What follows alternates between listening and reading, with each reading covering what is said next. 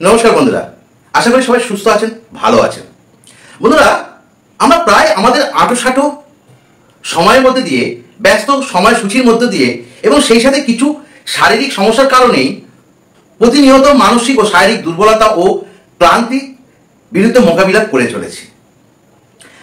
এরকম অবস্থাতে নিজেকে মানসিক ও শারীরিকভাবে সতেজ রাখার চেষ্টাও কিন্তু করে যাচ্ছি নানান পদ্ধতির মাধ্যমে।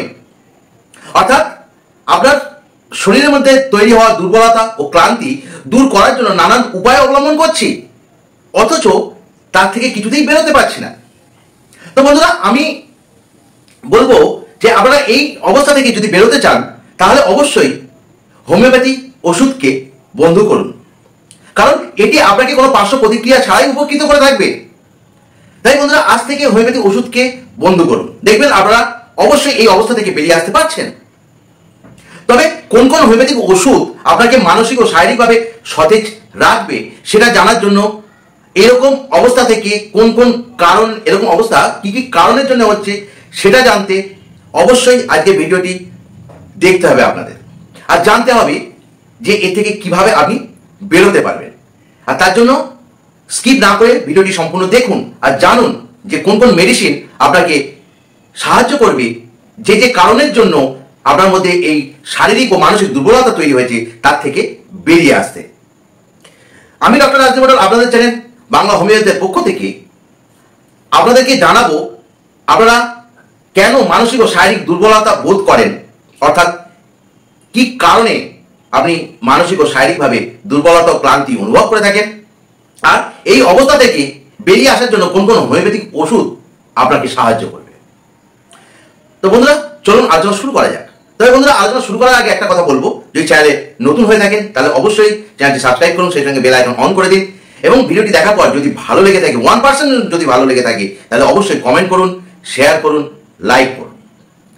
তো বন্ধুরা, প্রথমে জেনে নেয় যে দুর্বলতা অর্থাৎ উইকনেস কি জিনিসটা, কি জিনিস না।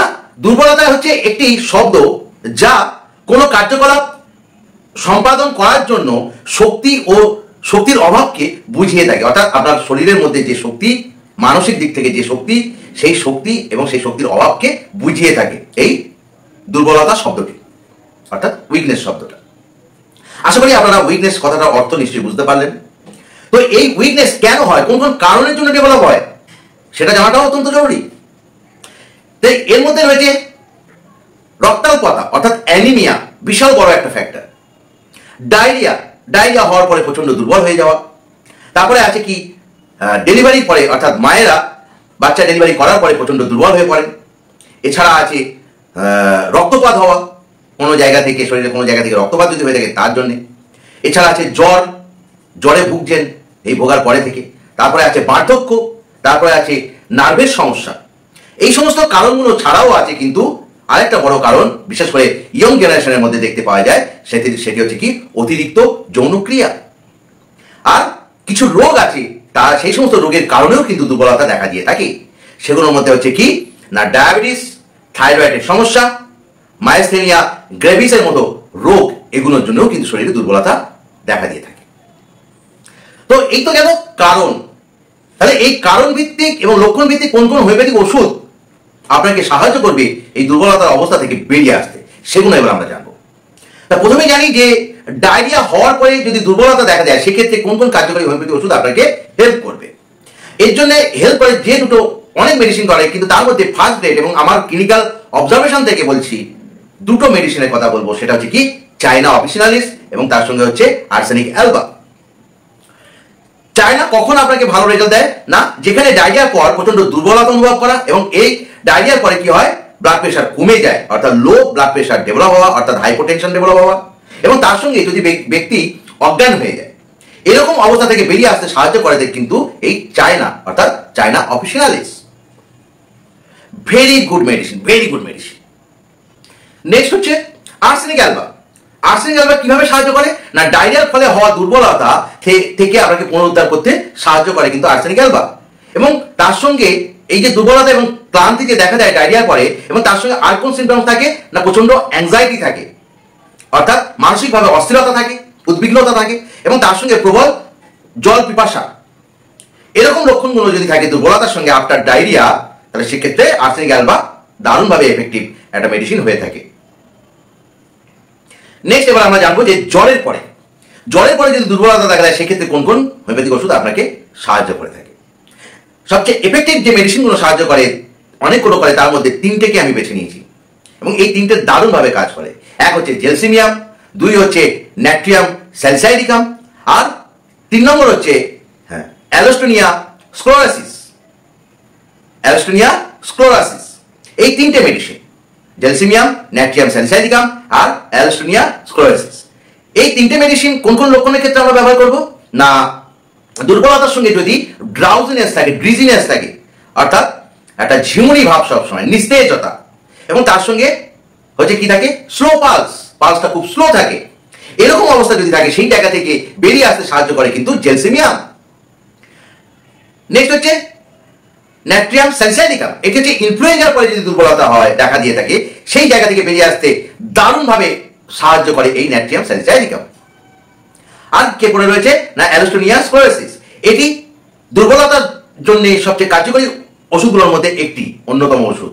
এখানে কি থাকে না, দুর্বলতা অর্থাৎ কি জ্বরের পরে যদি প্রচন্ড দুর্বলতা থাকে, সেই দুর্বলতা কাটানোর জন্য এটি টনিক হিসেবে কাজ করে থাকে।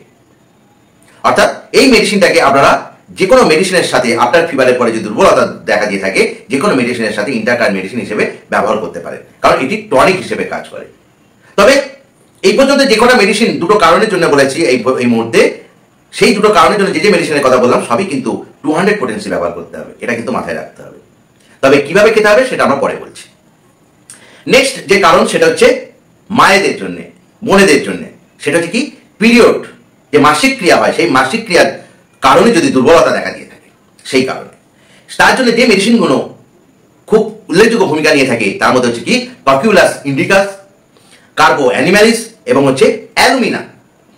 তবে যে সমস্ত মহিলারা, বোনেরা, মায়েরা প্রচুর মাসিক স্রাবের জন্য অর্থাৎ প্রফিউজ মেনস্ট্রুয়াল ব্লিডিং হওয়ার কারণে যদি দুর্বলতা বোধ করেন, সেক্ষেত্রে দুটো মেডিসিন এফেক্টিভলি কাজ করে, সেটা হচ্ছে ককিউলাস ইন্ডিকা আর হচ্ছে কার্বো অ্যানিমালিস। আর এই দুটো মেডিসিনের মধ্যে আমরা কিভাবে পার্থক্য করবো একটা সিমটমস দিয়ে, সেটা হচ্ছে কি ট্রেনে বাসে চললে বমি হওয়া, যেটা বিলং করে কে ককিউলাস ইন্ডিকা। এইরকম লক্ষণ যে মহিলাদের মধ্যে পাবো তাদেরকে আমরা ককিউলাস ইন্ডিকাস দেবো, আর যাদের মধ্যে এই লক্ষণ থাকবে না তাদেরকে আমরা কার্বো অ্যানিমালিস দেবো। নেক্সট হচ্ছে কি ব্লিডিং কম হচ্ছে, স্ক্যান্টি মেনস্ট্রুয়াল ব্লিডিং, এবং এই স্ক্যান্টি হওয়ার জন্যই দুর্বলতা দেখা দিয়েছে, এবং তার সঙ্গে অ্যাসোসিয়েটেড যে সিমটম থাকবে সেটা হচ্ছে কনস্টিপেশন। এরকম যদি থাকে সেক্ষেত্রে আমরা দেবো অ্যালুমিনা, দারুণ রেজাল্ট দিয়ে থাকে। এবারে আমরা নেক্সট কারণে জানবো কি, সেটা হচ্ছে রক্তশূন্যতা অর্থাৎ অ্যানিমিয়া। অ্যানিমিয়ার কারণে যদি দুর্বলতা দেখা দিয়ে থাকে, সেক্ষেত্রে এফেক্টিভ যে হোমিওপ্যাথি মেডিসিনগুলো হয়ে থাকে সেগুলোর মধ্যে হচ্ছে কি অন্যতম ফেরামেট, ফেরামফস এবং চায়না অফিসিনালিস অর্থাৎ চায়না। এই ওষুধগুলি নির্দেশিত হয় যখন একজন ব্যক্তি সবসময় দুর্বল ও ক্লান্তি বোধ করেন এবং সেই সঙ্গে শরীরে কোনো শক্তি পান না, এবং এই ধরনের ব্যক্তি সাধারণত শক্তির অভাবের কারণে যে কোনো ধরনের শারীরিক ও পরিশ্রম বা কাজকর্ম করতে একদমই পছন্দ করেন না, কারণ তার শরীর দেয় না, সেই কারণে সে কাজ করতে একদমই পছন্দ করেন না। আর এই ধরনের দুর্বলতাকে হোমিওপ্যাথিক ওষুধ খুব সহজেই, খুব সুন্দরভাবে, খুব দ্রুততার সাথে পুনরুদ্ধার করতে সাহায্য করে থাকে। তবে এই দুর্বলতা কিন্তু ডেভেলপ হয়, সেই কারণ প্রথমেই বলে দিয়েছি, সেটা হচ্ছে রক্তশূন্যতা অর্থাৎ অ্যানিমিয়া। তাই এই সমস্ত মেডিসিনগুলো দুর্বলতাকে যেরকম কাটাবে, তার সঙ্গে শরীরে হিমোগ্লোবিনের মাত্রাকেও বাড়াতে সাহায্য করবে। খুবই এফেক্টিভ মেডিসিন এই তিনটে মেডিসিন। এগুলো আপনারা কম্বিনেশন করেও ব্যবহার করতে পারেন, বা একটার পরে একটা ব্যবহার করে চেন ওয়াইজ রোটেশন করে আপনারা ব্যবহার করলে এর দ্বারা নিশ্চয়ই উপকৃত হবে। নেক্সট হচ্ছে শরীরে কোনো জায়গা থেকে যদি হেমারেজ হয় অর্থাৎ রক্তপাত হয়, তার কারণে যদি দুর্বলতা ডেভেলপ হয়, তাহলে সেক্ষেত্রে কোন মেডিসিন সাহায্য করে, তার মধ্যে যে মেডিসিনগুলো এফেক্টিভলি সাহায্য করে সে হচ্ছে কার্বোভেজ আর হচ্ছে চায়না।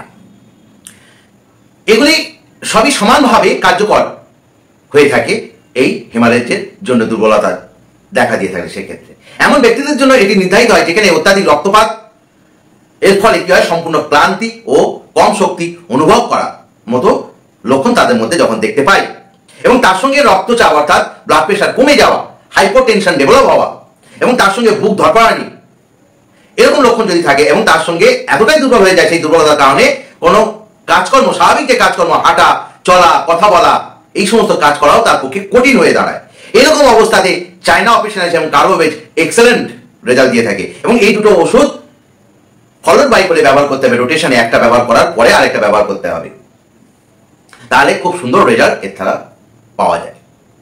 নেক্সট হচ্ছে যে কারণের জন্য দুর্বলতা দেখা যায় সেটা হচ্ছে আফটার ডেলিভারি, অর্থাৎ প্রসবের পরে। এটা মেনলি মায়েদের ক্ষেত্রে দেখা যায়। ডেলিভারির পরে যদি দুর্বলতা অনুভব করে এবং সেই দুর্বলতার সঙ্গে যদি কোমরে ব্যথা থাকে, আরো অনেক ভাটাইও থাকতে পারে, এই সমস্ত কন্ডিশনকে ক্লিয়ার করে অর্থাৎ উপকৃত করে থাকে যে মেডিসিন, অনেকগুলো মেডিসিনের মধ্যে দুটো এফেক্টিভলি খুব রেজাল্ট আমি পেয়েছি আমার চেম্বারে, সেটা হচ্ছে ক্যালিকার আর হচ্ছে চায়না। ক্যালিকার কখন ব্যবহার করবো না, আফটার ডেলিভারি তার উইকনেস ডেভেলপ হচ্ছে, দুর্বলতা ডেভেলপ হচ্ছে এবং তার সঙ্গে low back pain, excellent result ক্যালিকার। আর চায়নার ক্ষেত্রে কি পাবো না, আফটার ডেলিভারি তার হচ্ছে দুর্বলতা দেখা দিচ্ছে এবং তার সঙ্গে মাথা ঘোরা দেখা দিচ্ছে, ক্ষুধা ভাব নেই অর্থাৎ ক্ষুধাহীনতা, খিদে না পাওয়ার অনুভূতি লক্ষণ, এই সমস্তগুলো যদি আমরা পেয়ে থাকি সেক্ষেত্রে চায়না দারুণ এফেক্টিভ কাজ করে থাকে।